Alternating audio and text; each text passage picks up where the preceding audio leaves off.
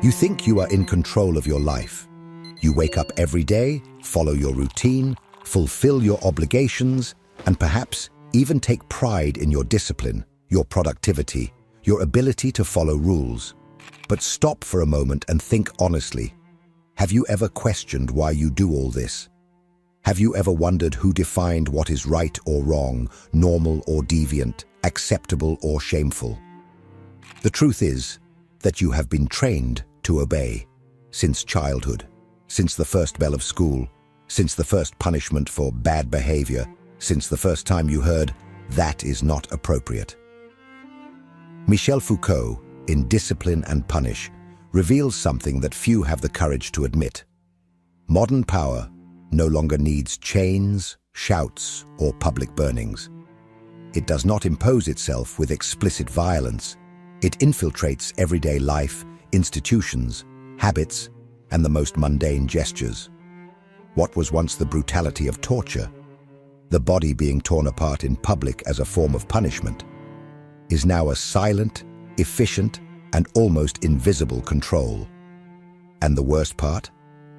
You call this normal life. You believe you study because you want to, work because you need to, behave because it is the right thing to do. But is it really? Or have you been conditioned to be functional, productive, adapted? The system does not want you to think, it wants you to repeat. It does not want you to question, it wants you to conform. School taught you to wait for the signal to move. Work trained you not to step out of line. The hospital controls your body. The media defines your desire. And in the midst of all this, you think you are free. Foucault calls this discipline, but not in the positive sense you learned. Discipline here is domestication. It is the training of bodies and minds to obey without resistance, to accept control without realizing they are being controlled, and more, to begin to monitor themselves. You no longer need a jailer because you have learned to punish yourself, to censor yourself, to police yourself. You have become your own watcher. This is the logic of the panopticon, a model of power in which everyone feels observed, even when no one is looking. And this is how control becomes perfect, invisible, impersonal, automatic. The fear of being watched makes you conform, even if the gaze does not exist. You do not behave because it is good. You behave because you were taught to be afraid. But here is the most important point. This is not your fault. You were born into this structure. You were shaped by it. But now, you can begin to see. This video is a call, not to give you ready-made answers, but to provoke a rupture. A rupture in the way you see yourself, the world around you, and the structures that govern your existence. You do not have to continue obeying. But first, you need to understand how power operates. And for that, we need to dive into the mind of Michel Foucault and the hidden workings of modern control. Are you ready for this? Then go ahead, because from now on, you will no longer be able to look at the world the same way. For centuries, power punished with brutality. The body of the condemned was the stage for the spectacle of punishment. Torture, mutilations, public decapitations, everything was done so that pain could be seen, felt, feared.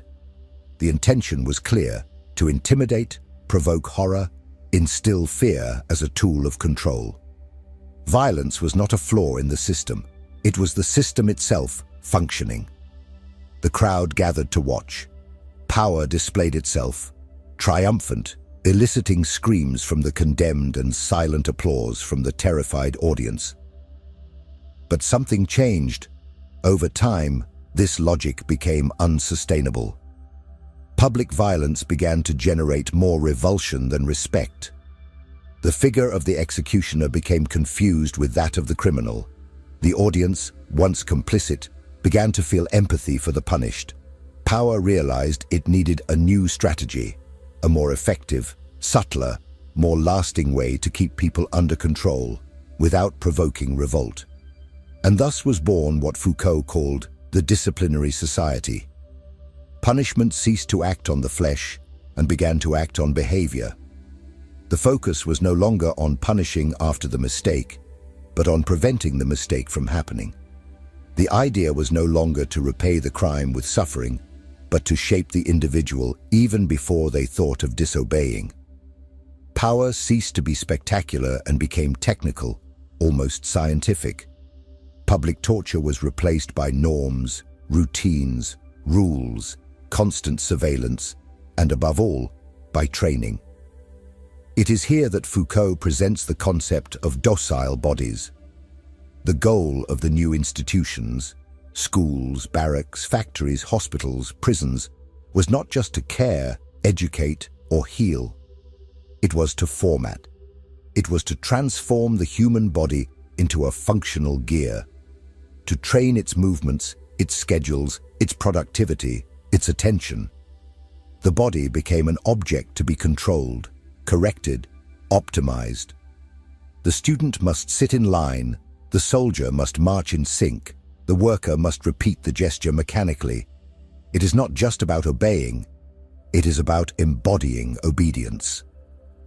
Discipline seeps into the details, in the way of dressing, speaking, walking, thinking. School teaches more than mathematics. It teaches submission to time, to the teacher, to the imposed content. Work imposes goals, schedules, constant evaluation. The hospital records your body, calculates your vital signs, defines when you are normal or abnormal. Each institution participates in the same project to produce predictable, adjusted, useful individuals. And the most perverse part, all of this seems natural. You believe you are being educated, treated, formed, but in reality, you are being shaped. Every gesture, every choice, every step of yours is being monitored, not by a tyrant with a whip, but by mechanisms so ingrained in daily life that you no longer even notice them. You have already been punished by discipline and didn't even notice, because now punishment presents itself as care, as order, as progress. But control doesn't stop there. When discipline becomes part of daily life, a new type of surveillance emerges, more efficient, more insidious. A model where you begin to watch yourself, believing that this is freedom. And this is exactly what we will explore next. The emergence of the panopticon, the invisible eye that never blinks and that lives within you. If this content is making sense to you, click the subscribe button and subscribe to the channel. Thank you for your support. Imagine living under the constant gaze of someone who never sleeps, never blinks, never gets distracted. Now imagine that this gaze does not come from outside, it is within you. This is the true triumph of modern power. It no longer needs to physically restrain you because it has already colonized your mind. This is what Michel Foucault called panopticism, a model of total impersonal silent surveillance, and for that reason, extremely effective. The panopticon was originally conceived by Jeremy Bentham as an ideal prison architecture. A central tower from where a single guard could observe all the cells, while the prisoners would never know if they were being watched at that moment. The secret lies there. It is not necessary for the guard to always be looking. It is enough for the prisoners to believe that he might be watching. The result? They begin to behave as if they are always under surveillance. They self-censor. They self-discipline. Foucault takes this model and expands it. Panopticism is not restricted to prisons. It is everywhere. The school is a panopticon. The hospital, the barracks, the factory, the office. All these spaces have been structured to maximize surveillance and control, even without the direct presence of a supervisor. Cameras, reports, performance evaluations, tests, medical records, report cards, goal systems, productivity apps. Everything serves the same purpose: to make behavior visible, quantifiable, comparable, to make the subject transparent, and with that, controllable. Have you ever felt that you need to perform all the time? That you need to show that you are busy, productive, functional, even when you are exhausted? Have you ever felt guilty for resting, for not being productive, for not keeping up with the expected pace? This guilt did not come by chance. It is the direct effect of the internalized panopticon. You watch yourself, you compare yourself, you judge yourself, and you do this so often that you don't even realize that the system no longer needs to punish you. You already do that on your own. The most frightening thing is that this gaze does not always come from a real person.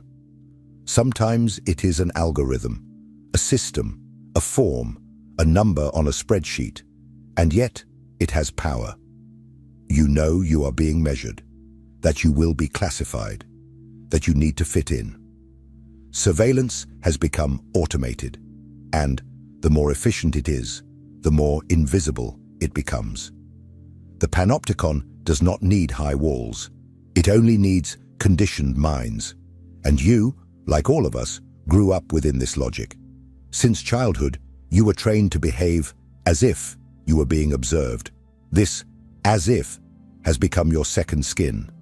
It is the reason you hesitate before saying what you think. It is the reason you dress a certain way, act a certain way, speak a certain way, not because someone forces you, but because you learned to force yourself. But if the panopticon operates in such a silent, diffuse, ingrained way, where exactly does it begin? And more importantly, how does it infiltrate the institutions of everyday life, the small routines, the rules you accept without thinking? This is what we will explore in the next part. How discipline has been normalized in daily life, and how institutions shape every aspect of your existence. Because the system does not just watch, it educates. And what seems like education is often pure conditioning.